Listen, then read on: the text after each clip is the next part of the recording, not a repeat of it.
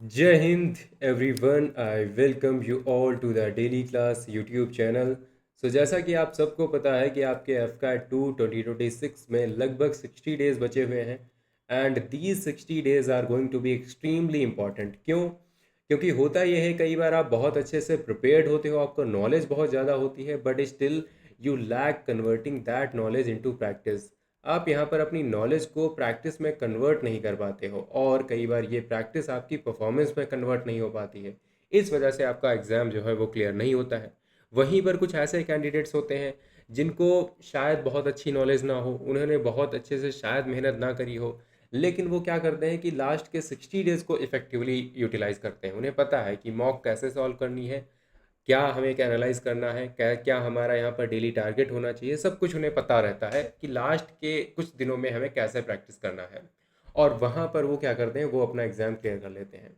तो यहाँ पर मैं आपको एक बहुत ही साइंटिफिक और बहुत ही इफ़ेक्टिव स्टडी प्लान आपको बताने वाला हूँ, जहाँ पर आप जानोगे कि आपका 60 डेज़ का टाइम टेबल क्या होना चाहिए, आपकी यहाँ पर सब्जेक्ट वाइज स्ट्रेटजी क्या होनी चाहिए, डेली टारगेट्स और डेली रूटीन तो इम्पॉर्टेंट है ही, साथ में आपका ट्रैकिंग सिस्टम।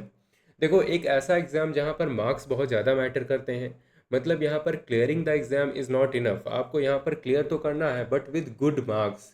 आपको अगर अपनी मेरिट लिस्ट में जगह बनानी है तो आपको यहाँ पर ट्रैक करना आना चाहिए कि इस संडे को अगर मैं यहाँ पर था या थी तो अगले संडे को मेरे को कहाँ पर होना चाहिए, कितने मार्क्स आने चाहिए, है ना। ये इसका कंपैरिजन आपको पता होना चाहिए, इसका आपको ट्रैक करना आना चाहिए कि कैसे आपकी प्रोग्रेस हो रही है। वीकली टेस्ट वगैरह हो गए, रिवीजन अगर रिवीजन करना है तो किस तरीके से रिवीजन करना चाहिए, क्या इफ़ेक्टिव तरीका होता है रिवीजन करने का। और कई बार बोला जाता है ना कि मॉक को सॉल्व करो, कई बार कहते हैं कि मॉक पेपर जो है सॉल्व करो। अब मॉक पेपर सॉल्व तो करो, लेकिन इसको एनालाइज आपने कैसे करना है ना, ये भी मैं आपको बताऊंगा। तो ये सारी चीज़ें, चलो बात करते हैं इन सब चीज़ों के बारे में और कैसे आप अपने एग्ज़ाम को क्लियर कर सकते हो and you are going to make these 60 days the best of your life. क्योंकि ऑब्वियस सी बात है, जब इनको अच्छा बनाओगे तभी आपका रिजल्ट भी अच्छा बनेगा। तो सबसे पहले यहाँ पर पैटर्न की बात कर लेते हैं। आई बिलीव आप अगर एफ कैट का ये स्ट्रेटजी वीडियो देख रहे हो तो आपको पैटर्न पता ही होगा, बट स्टिल यहाँ पर मैं थोड़ा सा बोल देता हूँ कि क्या होता है यहाँ पर सिस्टम। देखो, होता यह है कि आपका 100 क्वेश्चंस होते हैं, ठीक है, जो आपसे पूछे जाते हैं। अब ये 100 क्वेश्चंस आपका सब्जेक्ट वाइज ऐसे ब्रेक किए जा सकते हैं कि 30 क्वेश्चंस आपके होते हैं इंग्लिश से, और जो है 25 क्वेश्चंस आपके होते हैं जीके से, और 25 होते हैं आपका रीजनिंग से, और आपके जो 20 क्वेश्चंस हैं वो आते हैं मैथ से। तो ये यहाँ पर होती है mathematics of number of questions कि कहाँ से कितने आ रहे हैं। अब इसमें देखो क्या होता है, आपका टोटल जो होता है ये 300 का होता है। कट ऑफ इस बार हमने देखी 110 120 के आसपास जा रही है, तो आपका सेफ स्कोर कितना होना चाहिए? सेफ स्कोर मैं कहूँगा मेरे हिसाब से 140 से 150 के आसपास आपको यहाँ पर एम करना चाहिए कि इससे प्लस मुझे करना है। ठीक है, ये आपका एक अच्छा स्कोर माना जाएगा अगर 150 प्लस आप बोल दो, तो ये आपका अच्छा स्कोर है। अब 150 प्लस ऐसे बोलना बड़ा ही रैंडम सा लगता है आपको जब तक अपनी सब्जेक्ट वाइज स्ट्रेंथ ना पता हो। तो देखो, यहाँ पर दो टाइप के स्टूडेंट्स हो सकते हैं। एक तो मैं मानता हूँ जिनकी मैथ्स और रीजनिंग बहुत अच्छी होती है वो एफ कैट देने जाते हैं, दूसरे वो देने जाते हैं जिनकी मैथ्स और रीजनिंग बहुत अच्छी नहीं होती।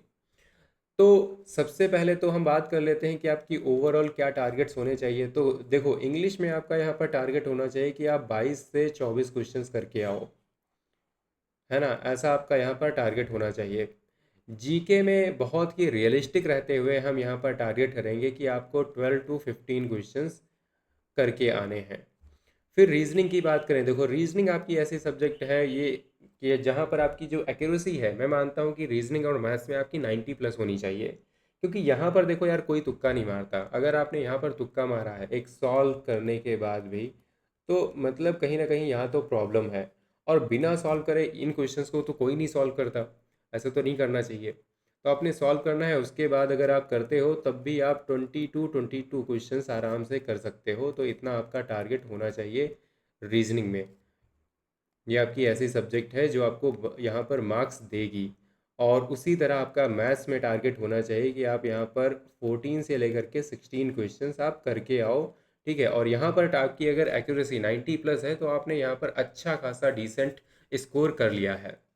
अब देखो, ये आपको नॉर्मली इसको यहाँ पर टारगेट करना चाहिए। बाकी जिनकी मैथ्स और रीजनिंग बहुत अच्छी है तो वो डेफिनेटली आपका यहाँ पर मान लो कि आप यहाँ पर 18 to 19 करके आओगे, क्योंकि अक्सर बच्चे करके आते हैं, ऐसा नहीं कि कोई करता नहीं। यहाँ पर आप 22 से 24 करके आओगे, ठीक है, तो आप यहाँ पर अपने जो है 2 2 4 4 क्वेश्चन बढ़ाओगे। इंग्लिश हो सकता है कि आपका थोड़ा सा कम रह जाए, ठीक है। तो ये आपका ओवरऑल टारगेट रहेगा। तो इसके भरोसे यहाँ पर देखो 2 4 आपके क्वेश्चंस गलत भी होंगे, हर एक सेक्शन में 2 2 3 3 आपके गलत भी हो गए, फिर भी आप अच्छा स्कोर कर ले जाओगे, ठीक है। तो ये आपका यहाँ पर रियलिस्टिक टारगेट रहना चाहिए। उसके बाद उसके बाद हम देखते हैं कि आपको सब्जेक्ट वाइज किस तरीके से प्रिपेयर करना है। तो देखो, कौन सी सब्जेक्ट है जो आपको नहीं छोड़नी है, तो नहीं छोड़नी है वो ये दोनों सब्जेक्ट हैं, रीजनिंग और मैथ्स। अब मैं आपसे बोलूँगा, आप किसी भी कैटेगरी में आते हो, आप रीजनिंग मैथ्स आपको आती है या फिर नहीं आती है, लेकिन आपका 60 डेज तक एक रिचुअल ऐसा होना चाहिए। इन 60 डेज में आपका रिचुअल एक ऐसा होना चाहिए कि आप डेली मिनिमम 25 क्वेश्चंस आप प्रैक्टिस करते हो रीजनिंग के, ठीक है। और मिनिमम 20 क्वेश्चंस आप, मिनिमम मैं बोल रहा हूँ, आप यहाँ पर ऊपर जितना भी जा सकते हो जाओ, लेकिन मिनिमम ये है आपका 20 क्वेश्चंस आप प्रैक्टिस करते हो मैथ्स के। ये मैं प्रैक्टिस करने की बात कर रहा हूँ क्वेश्चंस। और जब मैं प्रैक्टिस करने की बात करता हूँ तो आपको पता है मैं हमेशा यहाँ पर प्रेफर करता हूँ कि you are having a pen and a paper and no electronic gadget. आप बस यहाँ पर क्वेश्चंस हैं और आप हो और उनको सॉल्व कर रहे हो फ्री होके एकदम। जब तक मैथ्स और रीजनिंग में आप खुद का ब्रेन अप्लाई नहीं करोगे, देखो मैंने यार आपको कई बार बताया है कि psychologically you can learn mathematics और reasoning only when you apply your own brain. आप कितने भी लेक्चर्स देख लो, आप कितने ही यहाँ पर बड़े बड़े मैराथन अटेंड कर लो, लेकिन आप मैथ्स और रीजनिंग सीख नहीं सकते until or unless you apply your own brain. You are going to solve the questions by yourself. ये आपको करना ही करना है। और यहाँ पर आपने टेंशन नहीं लेनी है। अगर मान लिया क्वेश्चंस आपको नहीं आ रहे हैं तो कोई बात नहीं, लेकिन सॉल्व करते जाओ, है ना। यहाँ पर आपकी क्या चीज़ काम आने वाली है, that is going to be consistency, ठीक है। कंसिस्टेंसी आपको मेंटेन करनी है। This is very very very important. ये एक ऐसी चीज़ है जो कि आपको हमेशा एज देती है बाकी लोगों से, किसी भी फील्ड में आप चले जाओ, है ना। और दूसरा आपका होता है डिसिप्लिन। यू नो ऑल कि आपका डिसिप्लिन कितना ज़्यादा इंपॉर्टेंट है। तो ये दो चीज़ें अगर आपके अंदर है, मोटिवेशन तो आती जाती चीज़ है। मोटिवेशन हम बिल्कुल कहते हैं कि एक बड़ी ही मोमेंट्री फ्लीटिंग सी चीज़ होती है, एफिमरल सी चीज़ होती है जो कि आती है जाती है ना। लेकिन डिसिप्लिन और कंसिस्टेंसी ये हमेशा मेंटेन होते रहती हैं। तो आपने पहला तो काम ये कर लेना है कि आपका एक रिचुअल होना चाहिए जो आप, मतलब मान लिया आप खाना खाते हो, उसी तरह आपको पता होना चाहिए कि ये तो आपको करना ही करना है ना, ये आपको करना ही करना है।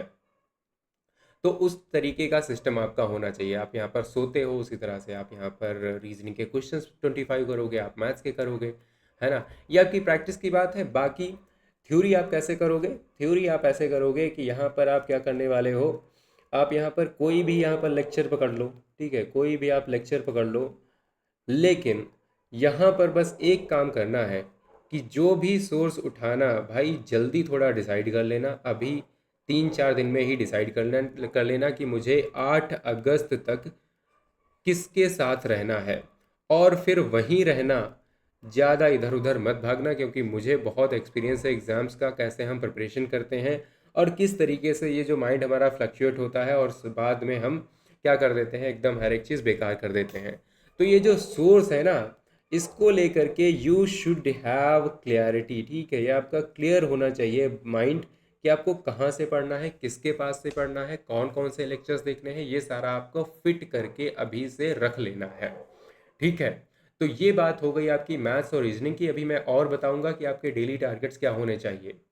फिर हम बात करें अगर इंग्लिश की, देखो इंग्लिश में ऑलरेडी मतलब मैं खुद ही आपको बहुत अच्छे से करवा दूंगा। लास्ट टाइम ही हम एक सीरीज़ लेके आए थे, उसमें सारे वीडियोस नहीं हो पाए थे, जैसे ईडियम्स एंड फ्रेजेस और होमोनियम्स नहीं हो पाए थे, एनालॉजी नहीं हो पाया था, लेकिन कुछ वीडियोस जो मैंने अपलोड किए थे, जैसे एक था ट्रांसफॉर्मेशन ऑफ सेंटेंसेस। आपको पता है कि वहाँ से 3 क्वेश्चंस आए थे और कई लोगों ने बताया कि मतलब तीनों क्वेश्चंस उस वीडियो से इनके हो गए थे। क्लोज टेस्ट हो गया, कॉम्प्रहेंशन हो गया, इन चीज़ों के बारे में तो मैं मतलब मैं आपको बहुत अच्छे से कॉन्फिडेंस के साथ कह सकता हूँ कि मैं आपको बहुत अच्छे से गाइड कर सकता हूँ। S1 S2 ये सारी जो चीज़ें होती हैं, S1 S6 हो गया, क्योंकि इनमें ना बहुत सी ऐसी टिप्स एंड ट्रिक्स लगती हैं जो कि मतलब आप बहुत आसानी से इनको सॉल्व कर सकते हो, बस आपको वो चीज़ें पता होनी चाहिए। तो इसके लिए तो आई हैव थॉट कि यहाँ पर मैं टॉपिक वाइज सारे वीडियोस लाने वाला हूँ, ठीक है। जितने भी आपके मैंने काउंट किए, लगभग आपके 11 या 12 यहाँ पर टॉपिक्स हैं, ठीक है। तो इस बार आपकी ज़्यादा वीडियोस नहीं आएंगी, आपकी 11 या 12 है ना, तो 11-12 वीडियोस ही आएंगी।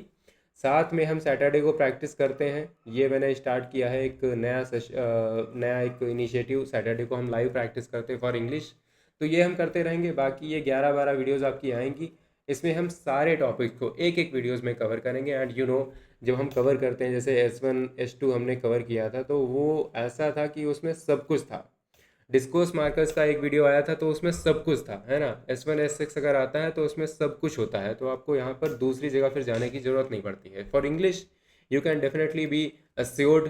बाकी केवल इंग्लिश ही नहीं, जीके में मैं आपको इस तरीके से क्वेश्चंस करवाने वाला हूँ, ठीक है। मैंने यहाँ पर देखो एक और चीज़ आपकी है, यहाँ पर आपने क्या करना है कि बहुत पुराना जो पैटर्न है ना, 2024 वाला, 2025 वाला, 2023 वाला, उन सबको अब मत देखो, क्योंकि नई एजेंसी है, नई एजेंसी एग्ज़ाम करवा रही है, उसका पैटर्न एकदम चेंज हो चुका है, कट ऑफ का जो क्राइटेरिया है वो चेंज हो चुका है। तो पिछले वाले बहुत ज़्यादा उनसे इंस्पिरेशन लेना मतलब ठीक डिसीजन नहीं है। आप यहाँ पर केवल 2026 के पेपर को देखो, मल्टीपल टाइम्स देखो, और उससे रिलेटेड जो चीज़ें हैं उनको पढ़ने का ट्राई करो, ठीक है।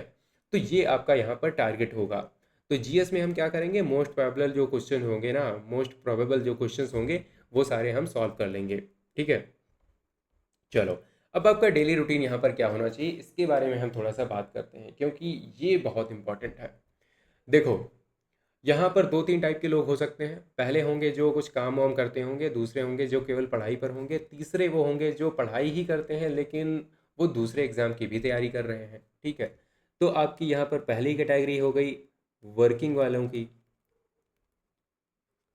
दूसरी कैटेगरी हो गई ये आपका एफ कैट पर है, तीसरी कैटेगरी हो गई जो कि मतलब आपका क्या है कि AFCAT plus other exam हो गया, ठीक है। तो ये चीज़ हो सकती है। अब वर्किंग वालों के लिए मैं कहूँगा एटलीस्ट आपको क्या करना है, कम से कम आपने 5 से 6 घंटे अगर आप निकाल सकते हो, अगर निकाल सकते हो, ठीक है। मैक्सिमम इससे ज़्यादा मैं बोलता ही नहीं हूँ, 5 से 6 घंटे। मैं तो मतलब सबसे बोलता हूँ कि 5 से 6 घंटे ही पढ़ा करो, इससे ज़्यादा मत पढ़ा करो, ठीक है। जब आपका एग्ज़ाम बहुत पास ना हो, जब बहुत पास आ जाए तो आप 8 घंटे कर दो, इससे ज़्यादा तो कभी मत करो, कभी भी मत करो, भले ही एग्ज़ाम आपका 3 दिन बाद हो, ठीक है। तो ये आप करो, नहीं तो आप यहाँ पर 4 घंटे तो एटलीस्ट आपको निकालने ही पड़ेंगे। और इन 5 6 4 घंटे में जितना भी आप यहाँ पर कर सकते हो, इनमें आपको करना क्या है, सबसे पहले आप अगर मैथ्स को ऑलरेडी देख चुके हो, समझ चुके हो, आपको सिलेबस पता है, तो देखो केवल यहाँ पर आपको क्या करना है, थोड़ा सा टाइम निकालना है एक फार्मूला शीट बनाने के लिए। थोड़ा सा यहाँ पर फार्मूला शीट बनाओ, लगभग आप 20 से 25 मिनट आपको लगेंगे इसमें, ठीक है। डेली आप ये काम करो फार्मूला शीट बनाने का, कि आप खुद से यहाँ पर लिखने का ट्राई करो, खुद से फार्मूले बनाने का ट्राई करो, ठीक है। ये आपकी एक एक्सरसाइज होनी चाहिए। और फिर आप यहाँ पर 20 आपके मिनिमम, जैसे मैंने क्वेश्चंस बताए मैथ्स के, उनको प्रैक्टिस करो, ठीक है, उसी पर्टिकुलर टॉपिक से। यहाँ पर टॉपिक आपके मतलब 10 11 12 टॉपिक्स हैं, इससे ज़्यादा आपके टॉपिक नहीं है, 60 डेज़ हैं। तो समझ लो कि अगर एक टॉपिक पर आप यहाँ पर 2 दिन प्रैक्टिस करते हो, स्टिल आप यहाँ पर कितने मतलब मान के चलो कि 1 महीने के अंदर आप पूरा सिलेबस जो है मैथ्स का ख़त्म कर दोगे। आप उसको फिर से रिवाइज कर सकते हो, समझ रहे हो इस चीज़ को। और मैथ्स देखो यार, एक ऐसी सब्जेक्ट होती है ना, कई बार हमें लगता है कि हम यहाँ पर परसेंटेज के क्वेश्चन सॉल्व कर रहे हैं, तो इसका मतलब केवल हम परसेंटेज ही सीख रहे हैं, नहीं। अगर आप परसेंटेज के क्वेश्चंस लगा रहे हो डेली, तो आप देखना, आपने मान लिया कि दूसरा कोई चैप्टर है रेशियो एंड प्रोपोर्शन, हो सकता है कि उसके क्वेश्चंस आपने आज तक देखे भी नहीं हैं, वो भी आप सॉल्व कर दोगे, ठीक है। क्योंकि यार मैथमेटिकल कैलकुलेशंस जो होती हैं वो लगभग इसी तरह से काम करती हैं, आपके पूरे कंप्लीट ब्रेन को ट्रेन कर देती हैं सॉल्व करने के लिए। तो ये चिंता मत किया करो कि यार मैंने एक एक ही चैप्टर लगाया है, ठीक है। हाँ बिल्कुल, आपको थ्योरी वहाँ की पता होनी चाहिए, ठीक है। जब तक आपको थ्योरी नहीं पता होगी तो आप थोड़ा सा जल्दी सॉल्व कर सकते हो, तो आप ये कर सकते हो। तो पहली बात तो ये है, टेंशन वगैरह नहीं लेनी है। यहाँ पर आपने 20 to 25 मिनट्स आपने क्या क्या करना है, फॉर्मूला शीट बनानी है, लिखना है। अगर आप कोई भी लेक्चर अटेंड करना चाहते हो, आपको नहीं समझ में आती है, तो आप कोई भी लेक्चर आप अटेंड कर सकते हो, लेकिन अभी से मार्क कर लेना, फिर से मैं कहूँगा अभी से मार्क कर लेना कि आपको कहाँ से पढ़ना है। This is very very very important. अगर आप लास्ट तक इधर उधर घूमते रहे ना, इस चैनल पर उस चैनल पर, उस बुक पर उस बुक पर, तो आपका एग्ज़ाम नहीं क्लियर होगा। अभी 60 डेज़ हैं, डिसाइड कर लो आपको कहाँ से पढ़ना है, ठीक है। उसके बाद शुरू करो। और ये एटलीस्ट 20 क्वेश्चंस, कोई एक बुक उठा लो कहीं से भी। ये क्वेश्चंस देखो मैटर नहीं करते कि आप मतलब आप कहाँ से कैसे क्या क्वेश्चन सॉल्व कर रहे हो। आप बस क्वेश्चंस को सॉल्व करो, अपना ब्रेन अप्लाई करो, उसके बाद देखा जाएगा। आपका पहला काम ये हो गया। दूसरा काम आपका, दूसरा रिचुअल क्या होना चाहिए, दूसरा रिचुअल आपका होना चाहिए रीडिंग। आप यहाँ पर एट लीस्ट 20 मिनट्स, बहुत मैं नहीं कहूँगा, 20 मिनट्स आप at least 1 article daily read करो। 1 आर्टिकल आप डेली रीड करोगे, आपकी इंग्लिश की जो कॉम्प्रहेंसन जो है ना, कॉम्प्रहेंशन वाला पार्ट आपका S1 S6 हो गया, PQRS हो गया, कॉम्प्रहेंशन हो गया, क्लोज टेस्ट हो गया, इवन वोकेबलरी, सारी चीज़ें आपकी प्रिपेयर होती चली जाएंगी साथ साथ में। तो पहली बात ये हो गई। दूसरा आप क्या कर सकते हो, दूसरा आप कहीं से भी कोई भी मतलब एक प्रैक्टिस मटेरियल उठाओ, ठीक है, और प्रैक्टिस करो क्वेश्चंस को। मैं हमेशा फोकस करता हूँ आपकी प्रैक्टिस पर। बाकी आप कहीं से भी कोई भी लेक्चर वगैरह देख रहे हो तो लेक्चर आप देखते रहो, उनको फिर मिस मत करो। फिर आप क्या कर सकते हो, सेम गोज़ विद आपका रीजनिंग। रीजनिंग में भी एट लीस्ट आप क्या कर सकते हो, 20 तो क्वेश्चंस आपको करने ही है। 20 to 25 क्वेश्चंस आप उठाओ, उन्हें सॉल्व करो, सीखो तरीका क्या हो सकता है। अब देखो कई बार क्या करते हैं, देखो गलती हम लोग क्या करते हैं, हम थ्योरी पहले पढ़ने जाते हैं, ठीक है। हम यहाँ पर थ्योरी पहले पढ़ने जाते हैं और फिर हम क्वेश्चंस पर आते हैं। मैथ्स को मैं समझता हूँ कि यार हमें थोड़ा सा उल्टा करना चाहिए, हमें पहले क्वेश्चंस को सॉल्व करना चाहिए। जब हम किसी क्वेश्चन में फंसें तो उसे हम फिर से ट्राई करें, फिर भी ना सॉल्व हो हम फिर से ट्राई करें, फिर भी ना सॉल्व हो तो हम किसी से पूछें या फिर कोई भी लेक्चर की हम हेल्प लें। ये आपका होता है सबसे बेस्ट तरीका क्वेश्चन को सॉल्व करने का। फिर आप कहोगे यार टाइम कहाँ है, इतना टाइम है, आराम से टाइम है, आप आराम से कर सकते हो, राइट। तो आप मोस्ट इफ़ेक्टिव तरीके से मैं बोल रहा हूँ ना, तो यही होता है इफ़ेक्टिव तरीका सीखने का। तो ये काम आप करोगे, राइट, इस तरीके से आप करते हो। बाकी जीके के लिए बहुत टेंशन मत लेनी है, नहीं लेनी है। जीके के लिए आप क्या कर सकते हो, डेली ऐसा मान लो कि आपको कम से कम 25 to 30 फैक्ट्स पढ़ने हैं, ठीक है। क्योंकि फैक्चुअल बेस्ड क्वेश्चंस होता है, तो आप फैक्ट्स वगैरह पढ़ो, किसी भी एक सब्जेक्ट को उठाओ। इसमें देखो, जीएस में क्या होता है, जीएस में कई बार बच्चे जो हैं वो कंफ्यूज हो जाते हैं, कहते हैं यार बहुत सारी सब्जेक्ट आ रही है ना, और इनको क्या करें कि आज थोड़ा सा पॉलिटी भी पढ़ लें, आज ज्योग्राफी भी पढ़ लें, आज ही हिस्ट्री भी पढ़ लें, आज ही आपका इस करंट अफेयर्स भी पढ़ लें। ऐसे नहीं होता भाई।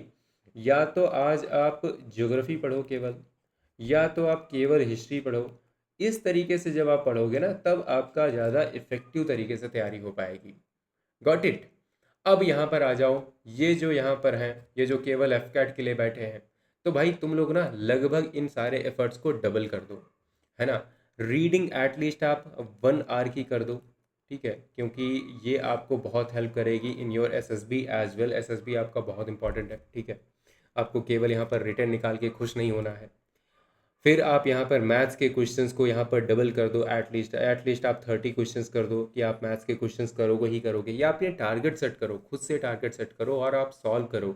शाम को अगर नहीं सॉल्व होता है तो गिल्ट में थोड़ा सा जाओ, थोड़ा थोड़ा सा फील करो कि यार कितना मैं गलत इंसान हूँ, मैंने इस चीज़ को नहीं किया, ठीक है, आपको करना चाहिए था। लेकिन उसी तरह से फॉर्मूले शीट हो गए, और ये आपका हो गया लेक्चर्स वगैरह, इनको भी थोड़ा सा डबल करो, डबल एफर्ट्स मारो। लेकिन अगर आपको एफर्ट्स बढ़ाने ही है ना, तो एफर्ट्स आपको यहाँ पर फॉर्मूला शीट में बढ़ाने हैं, क्वेश्चंस में बढ़ाने हैं।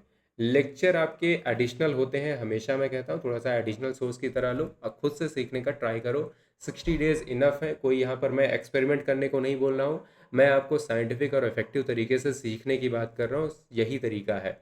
क्योंकि आप क्या करते हो, कई बार जब मैराथन वगैरह देखने जाते हो, टीचर आपका सॉल्व कर रहा है क्वेश्चंस, आप सामने बैठे हुए हो हाथ में मोमोज लेके या फिर पराठा लेके, चाय लेके, टीचर आपका क्वेश्चन को सॉल्व करता जा रहा है, आपका ब्रेन आपको सिग्नल देता है कि यस यू आर लर्निंग, है ना, आपको लगता है कि आप सीख गए, आपको पता चल गया।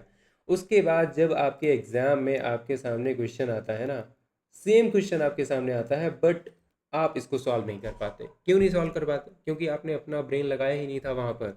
वहाँ पर आपने आपने अपने माइंड को ट्रिक किया था, बस आपके माइंड ने एक्चुअली आपको ट्रिक कर दिया था, धोखा दे दिया था, समझ गए? तो ये चीज़ होती है। बाकी यहाँ के जो फैक्ट्स वगैरह हैं, यहाँ पर जो आपका जीके का हो गया, आप यहाँ पर कम से कम 50 फैक्ट्स कर दो, ठीक है। 50 फैक्ट्स कर दो कि आप यहाँ पर पढ़ोगे एटलीस्ट, है ना, या आप यहाँ पर वन लाइनर्स वगैरह जाके पढ़ने वाले हो। और यहाँ पर आप यहाँ पर हेल्प ले सकते हो आपके PYQs की।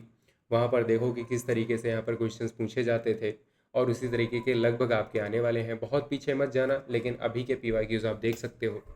बाकी ये जो तीसरे वाले लोग हैं भाई, इनको क्या करना है, इनको यहाँ पर देखो, जो कोई भी आपका एग्ज़ाम हो, मैथ्स अगर नहीं है, ठीक है, तो आपको मैथ्स यहाँ पर रखनी है। बाकी अगर मैथ्स यहाँ भी है, यहाँ भी है, तो यहाँ पर सबसे पहले अभी के लिए कॉमन टॉपिक्स निकालो।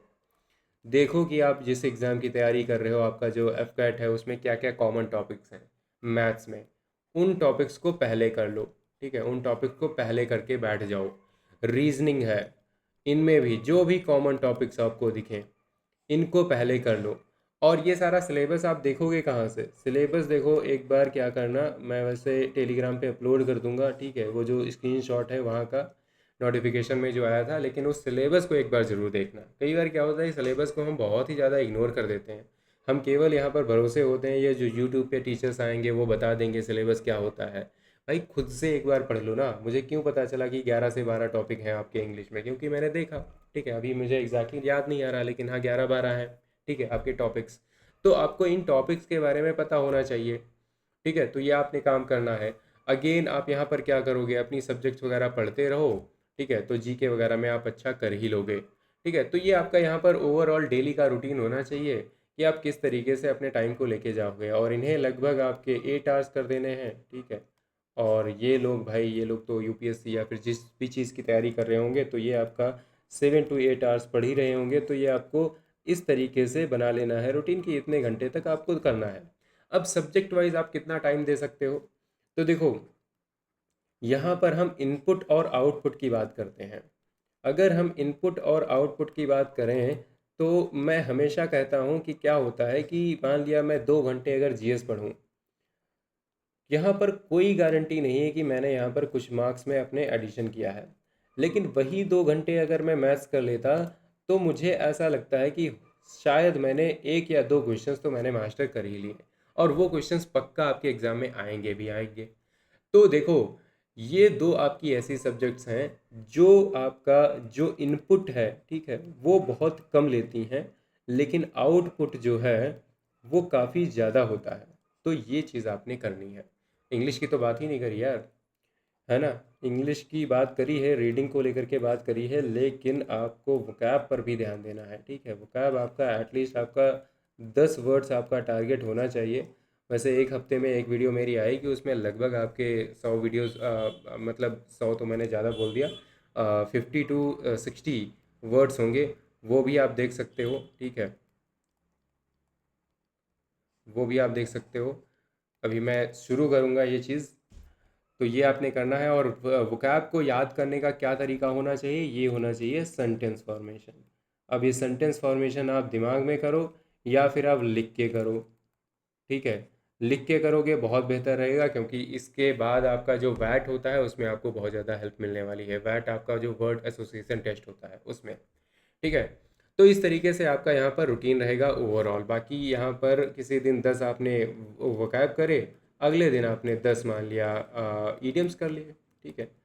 तो इस तरीके से आपका काम चलना चाहिए। ईडियम्स आप यहाँ पर हफ्ते में 3 दिन कर दो या फिर 2 दिन कर दो ईडियम्स, और आपका यहाँ पर 4 दिन होना चाहिए। क्या 4 दिन आपके वोकैब होने चाहिए, और संडे होना चाहिए आपका रिवीजन के लिए।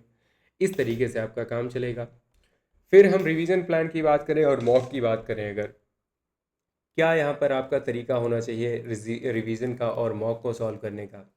रिवीजन करने का देखो, सबसे बढ़िया तरीका ये होता है कि जब भी कोई भी चीज़ आप पढ़ें, ठीक है, मान लिया आपने एक टॉपिक को पढ़ा और वो टॉपिक आपका था, मैं फॉर एग्जांपल ले रहा हूँ कि आपने यहाँ पर रेशियो एंड प्रोपोर्शन आपने लगाया, ठीक है। और उसके बाद आपने यहाँ पर थ्योरी पढ़ी, उसके बाद आपने 20 क्वेश्चन सॉल्व किए। उसके बाद जब आप यहाँ पर रखने वाले थे ना, इसको, इस चैप्टर को आप रखने वाले थे, तब आपने इसको क्या किया, एक बार फिर से कंप्लीट टॉपिक को एक बार फिर से देख लिया। और जहाँ पर आपने क्वेश्चंस को सॉल्व किया था, उससे बिल्कुल रफ कॉपी मत बोला करो भाई, वो रफ कॉपी नहीं होती, वही तो मेन कॉपी होती है ना। तो वो जो आपकी रफ कॉपी है ना, जो भी जिसको आप बोलते हो, वहाँ पर जहाँ पर भी आपने क्वेश्चंस को सॉल्व किया है, उन सॉल्यूशंस को एक बार फिर से देखो, ठीक है। उन सॉल्यूशंस को फिर से देखो। ये हो गई मैथ्स की बात, ठीक है। और फिर अगली बार जब आप बैठोगे ना, अगली बार जब भी आप बैठोगे अगले या दूसरे दिन, फिर से आपको क्या करना है, इसको एक ग्लांस ले लेनी है, एक ग्लांस ले लेनी है। एक और चीज़ होती है, कभी भी किसी भी चीज़ को याद करने की कोशिश मत किया करो, हमेशा बस ग्लांस लिया करो, बस देखा करो, ठीक है, और उसके बाद रख दिया करो। अपने आप चीज़ों को याद होने दो, ठीक है, ब्रेन को अपने आप अपना जो है काम करने दिया करो। फिर मान लिया एग्जाम्पल के लिए मैं यहाँ पर लेता हूँ वोकैब की। आपने 10 वोकैब पढ़े। अब 10 वोकैब रखने से पहले आपने क्या किया, पहली बात तो पढ़े कैसे आपने यहाँ पर सेंटेंसेस बना बना के पढ़े, ठीक है। सेंटेंसेस आपने बार बार बनाए। उसके बाद आप क्या करोगे, जब जैसे ही आप रखने वाले थे, फिर से आपने एक बार देख लिया, ठीक है। फिर मान लिया एक बार आपने ये दिन में अगर पढ़ा था, तो आप सोने से पहले क्या करोगे, सोने से पहले एक बार और देख लोगे, मन करता कर रहा है, चलो ठीक है एक बार देख लेते हैं, ठीक है। जस्ट लुक एट देम, ज़्यादा नहीं करना है। फिर आप अगले दिन क्या करोगे, अगले दिन आप सुबह सुबह उठोगे, फिर से आप देख लोगे उनको, ठीक है। बस आपने क्या करना है, देखना है एक बार, ठीक है। एक बार देखने का मतलब पढ़ना है, ठीक है, एक बार देख के पढ़ना है बस, ज़्यादा याद करने की कोशिश नहीं करनी है। फिर आपने संडे को जब आप जाओगे ना, संडे को, तब आप यहाँ पर फिर से एक बार पढ़ोगे। तो यहाँ पर आपकी 3 रीडिंग होती हैं, ठीक है, जो मैं मानता हूँ कि आपको यहाँ पर हेल्प करती हैं आपको याद करने में चीज़ों को। और फिर आपका यहाँ पर जो रिवीजन प्लान जो आपका होगा, जो लास्ट में जब आप जाओगे, ठीक है, तो लास्ट के आप एटलीस्ट एक हफ्ते में जब आप रिवाइज करते हो सारी चीज़ों को, जब आप बंद कर देते हो नई चीज़ों को पढ़ना, तब आप फिर से पढ़ते हो, ठीक है। तो ये आपकी 4 यहाँ पर रिवीजन होने चाहिए। इसी तरह से जैसे के लिए इसमें हो गया सॉइल आपने पढ़ा जीएस में, तो जैसे ही आप सॉइल को ख़त्म करते हो, फिर से आप पूरे को जल्दी से देखते हो। मान लिया पढ़ने में आपको लगा था 30 मिनट्स, तो आपको दोबारा देखने में लगना चाहिए 5 मिनट, है ना। फिर से देख लिया। अगले दिन आपने क्या किया, अगले दिन आपने 3-4 मिनट पलटा उसको और देख लिया थोड़ा सा, ठीक है। तो ये आपका सही तरीका होता है रिवाइज करने का, ठीक है। अपने आप को बहुत ज़्यादा बर्डन भी नहीं देना है, और आपने यहाँ पर चीज़ों को याद भी कर लिया ऑटोमेटिकली। फिर हम बात करते हैं मॉक कैसे आपने सॉल्व करना है। तो मॉक सॉल्व करने के लिए मैं आपको एक चीज़ बता दूँ, एक काम करो, एक काम ये करना, आपके 60 डेज बचे हुए हैं ना, तो सारे लोग एक काम करो, ठीक है, कि आप एक काम करोगे, आप अगर आज वीडियो देख रहे हो तो आज ही, या फिर आज आपके पास टाइम नहीं, आज रात में देख रहे हो, आप सोने वाले हो, तो आप कल क्या करोगे, एक पहला मॉक सॉल्व कर लेना, ठीक है। आप पहला दूसरा जो भी हो, मान के चलो कि ये आपकी शुरुआत है, तो आप पहला मॉक सॉल्व कर लो अभी आज ही। और एक बना लो आपकी नोटबुक, एक नोटबुक बना लो जिसमें आप प्रोग्रेस लिखोगे अपनी, ठीक है। इसे बनाओ प्रोग्रेस नोटबुक, ठीक है, ऐसा करके इसे नाम दे दो। और यहाँ पर आप नोट कर लो कि आपने कितने क्वेश्चंस अटेम्प्ट किए, कितने आपके सही हुए, कितने आपके गलत हुए, और आपके कितने यहाँ पर मार्क्स आए, सब्जेक्ट वाइज भी बना लो। तो यहाँ पर पूरी आपकी एक अच्छे से प्रोग्रेस नोट होनी चाहिए, दिस शुड बी देयर, ठीक है, ये बहुत ज़रूरी है। उसके बाद आप मॉक कैसे सॉल्व करोगे, देखो मेरा ऐसा मानना है कि अभी आप क्या करोगे, आज आपका तो संडे है जब मैं वीडियो रिकॉर्ड कर रहा हूँ, आप अभी एटलीस्ट आप संडे को, हर संडे को मॉक एक सॉल्व करो, ठीक है, कम से कम यहाँ पर 3 संडे तक, ठीक है, 3 संडे तक। फिर आप क्या करोगे, फिर आप यहाँ पर 2 मॉक्स अ वीक कर देना, ठीक है, 2 मॉक्स अ वीक कर देना, और ये आपका प्लान चलना चाहिए अगले 2 हफ्ते तक, ठीक है, 2 वीक तक। तो यहाँ पर आप 4 मॉक एटलीस्ट फिर से कर लोगे। फिर आप जब जाओगे लास्ट का, जब 1 वीक आपका बचेगा, एक या आपके 2 वीक जब बचेंगे, तब आप यहाँ पर फ्रीक्वेंसी जो है मॉक की वो बढ़ा देना, ठीक है। फ्रीक्वेंसी आप अपनी मर्जी से देखो, मैं हर एक चीज़ आपको स्पून फिटिंग इसलिए नहीं कर रहा हूँ क्योंकि सबकी जो कैपेबिलिटीज़ होती हैं वो अलग अलग होती हैं। इसलिए आपने देखा होगा मेरा कोई फिक्स्ड प्लान नहीं रहता है, मैं ऐसे नहीं बताता हूँ ये आपको करना ही करना है। मैं आपको बस डायरेक्शन दे रहा हूँ कि किस तरीके से आपने यहाँ पर अपने लिए प्लान बनाना है ना। मैं आपको प्लान बना के नहीं दे रहा हूँ, मैं आपको बोल रहा हूँ कि कैसे आपने प्लान बनाना है अपना अपना ठीक है। तो आपको बस फ्रीक्वेंसी बढ़ानी है। पहले आपने एक मॉक करना है, फिर आपने दो करने हैं एटलीस्ट एक वीक तक, ठीक है, 2 वीक तक। और उसके बाद लास्ट का जो 1 या 2 वीक बचेगा वहाँ पर आपने 3 मॉक कर देने हैं पर वीक, ठीक है।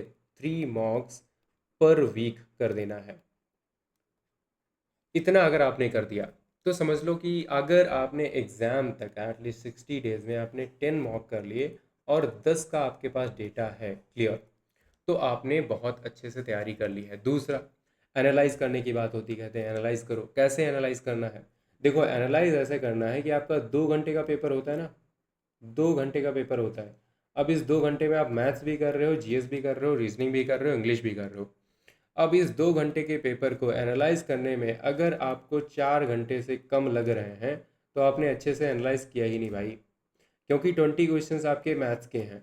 इन 20 क्वेश्चंस को आप फिर से अगर सॉल्व करोगे, यहाँ पर मान लिया आपके 10 सही थे 10 गलत थे, या फिर 10 आपके सही थे 5 गलत थे, 5 किए ही नहीं आपने, तो आपको 10 क्वेश्चंस फिर से करने हैं। इन 10 क्वेश्चंस को करने में एटलीस्ट आपको 20 to 25 मिनट्स लगने चाहिए, 30 मिनट्स लग जाएंगे कई बार, क्योंकि जो आपके सही हो गए हैं उनको भी देखना है फिर से, है ना। तो अच्छा खासा टाइम लगने वाला है।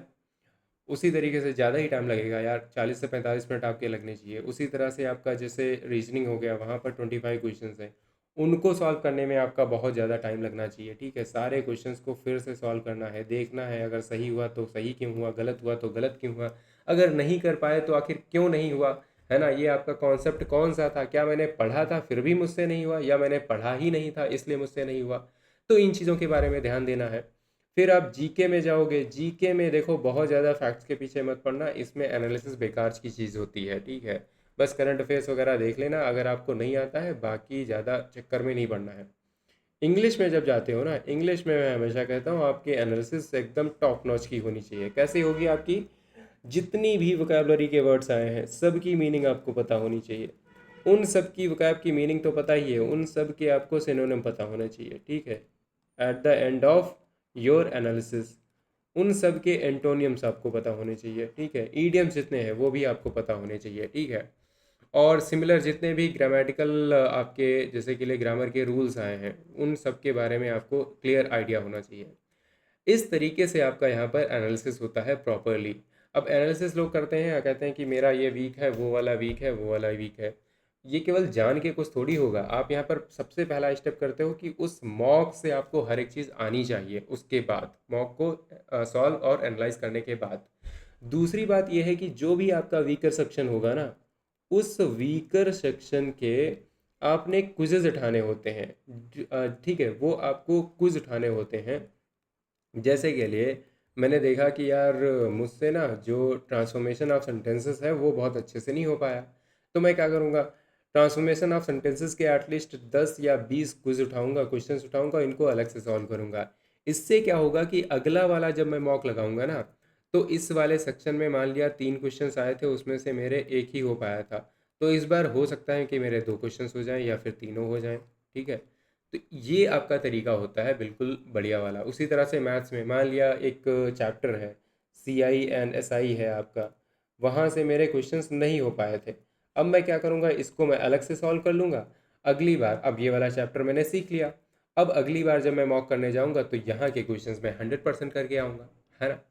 तो ये आपका रियल तरीका होता है मॉक को सॉल्व करने का और उसे एनालाइज करने का। अब ये सारी चीज़ें देखो, फिर से मैं यहाँ पर क्या करूँगा, रिकैपिचुलेट कर देता हूँ आप सबके लिए कि होता ये है। यहाँ पर हमने बात करी पैटर्न की। पैटर्न आपका कुछ इस तरह से दिखता है। पहले तो आपका यहाँ पर टारगेट बनाना है, आपका क्लियर होना चाहिए माइंड में कि कहाँ से मुझे कितने क्वेश्चंस करने हैं, ठीक है, मिनिमम। और कितना क्या मुझे मतलब यहाँ पर स्कोर लेके आना है, स्कोर आपका 150 प्लस होना ही चाहिए। उसके बाद मैंने बताया कि 60 डेज़ हैं, आपको क्या रिचुअल्स में कन्वर्ट करना है। रिचुअल्स में आपका होना चाहिए जैसे कि लिए रीजनिंग के क्वेश्चन सॉल्व करना, मैथ्स के क्वेश्चन सॉल्व करना, रीडिंग करना, ठीक है। ये 3-4 चीज़ें जो हैं आपकी रिचुअल्स होनी चाहिए, आप करोगे ही करोगे। अगर नहीं करोगे तो आप यहाँ पर मतलब सोना मत जब तक आप ये चीज़ें कर नहीं लेते। उसके बाद आप यहाँ से मंडे टू आपका सैटरडे सेम प्लान रहेगा, ठीक है? और फिर आप संडे को बैठ के अपना मॉक सॉल्व करोगे, ठीक है? संडे को मॉक सॉल्व करोगे और उसकी भी एनालिसिस मैंने बता दी कैसे करनी है। तो अगेन आपका 6 घंटे का ही टास्क है संडे का भी। संडे को भी आपको 6 घंटे से ज़्यादा नहीं लगने वाले। 2 घंटे मॉक सॉल्व करना है, 4 घंटे उसको एनालाइज करना, ठीक है? और मैंने बताया कि किस तरीके से आप मैथ्स करोगे। मैथ्स में फॉर्मूला शीट और दूसरा क्वेश्चंस, दो चीज़ों पर ज़्यादा फोकस करना है। लेक्चर्स पर भी करोगे, ये आप तब करोगे जब आपको चैप्टर नहीं आता है तब। रीडिंग आपको ज़रूर करनी है, प्रैक्टिस आपको ज़रूर करनी है, ठीक है? वोकैबलरी इंग्लिश में करते रहना है, ठीक है, साथ साथ में, क्योंकि ये चीज़ काफ़ी इंपॉर्टेंट है। फिर आपको जैसे रीजनिंग का मैंने बताया, यहाँ पर भी आपको प्रैक्टिस पर ज़्यादा ध्यान देना है, फिर बाद में आप लेक्चर्स पर जाओगे। बाकी जीके की बात हुई, जीके में देखो 60 डेज हैं, टॉपिक्स बहुत ज़्यादा नहीं है। एक काम करो, एक दिन आप केवल ज्योग्राफी पढ़ रहे हो, ठीक है, एक दिन आप केवल हिस्ट्री पढ़ रहे हो, एक दिन आप केवल मतलब मान लिया पॉलिटी पढ़ रहे हो, एक दिन केवल आप स्पोर्ट्स के क्वेश्चन सॉल्व कर रहे हो। इस तरीके से आपका जीएस भी तैयार होगा। अगर आप सब कुछ करने जाओगे तो बहुत मुश्किल हो गया। फिर आपको मैंने बताया कि आप यहाँ पर रिवीजन कैसे करोगे। रिवीजन आपके यहाँ पर 5 लेयर्स में होने चाहिए, 4 लेयर्स में, आई टोल्ड है ना, 4 लेयर्स में आपका रिवीजन होना चाहिए। 3 आपके इमीडिएट रिवीजन होते हैं और चौथा आपका होगा जब एग्ज़ाम आपका होने वाला होगा, ठीक है? और उसके बाद मैंने आपको मॉक सॉल्व करना बताया, किस तरीके से करना है और कैसे आपने एनालाइज करना है, ये भी मैंने बताया। आपकी एक यहाँ पर नोटबुक होनी चाहिए। नोटबुक कैसी होगी? Progress notebook. यहाँ पर आपकी प्रोग्रेस जो है वो मेंटेन होनी चाहिए। आपको पता होना चाहिए कि आप कहाँ पर स्टैंड कर रहे थे, अभी आप कहाँ पर हो। So this is all about AFCAT 2 2026। और बाकी जो भी हेल्प हमारी तरफ से हो सकेगी वो सब तो हम करेंगे ही। इंग्लिश के लिए डेफिनेटली यार मैं मतलब आपकी हेल्प करूँगा ही करूँगा। बाकी जीएस के लिए भी हम यहाँ पर बहुत अच्छी अच्छी वीडियोस लाने वाले हैं। मैथ्स और रीजनिंग के लिए मैं लास्ट में कुछ यहाँ पर प्रैक्टिस आपको करवा दूंगा। उसके लिए मैं अभी से बोल दे रहा हूँ, बहुत ज़्यादा हमारे भरोसे आपको यहाँ पर रहने की ज़रूरत नहीं है। आप यहाँ पर कोई एक फिक्स्ड सोर्स अभी से देख लो और उससे एकदम स्टिक हो जाओ, चिपक जाओ और उससे इधर उधर मत भागना, ठीक है? बाकी आपका कोई भी डाउट है या फिर कोई भी आपका सजेशन है तो आप कमेंट सेक्शन में या फिर मुझे 9264922851 पर टेक्स्ट करके करके बता सकते हैं। और ये है अपना टेलीग्राम चैनल। इसकी पीडीएफ तो आप क्या ही लेंगे, बाकी जो भी वीडियोस आपकी अच्छी अच्छी आने वाली हैं उनकी सबकी पीडीएफ आपको टेलीग्राम चैनल पर मिल जाया करेंगी, तो वहाँ से आप डाउनलोड कर सकते हैं, राइट? चलो फिर मिलते हैं फिर अगले वीडियोस में, जहाँ पर काम की बातें होंगी, ज़्यादा काम की बातें होंगी और टॉपिक वाइज हम डिस्कशन करेंगे। पहली बात तो इंग्लिश का और साथ में जीएस का। चलो फिर bye bye, take care and जय हिंद।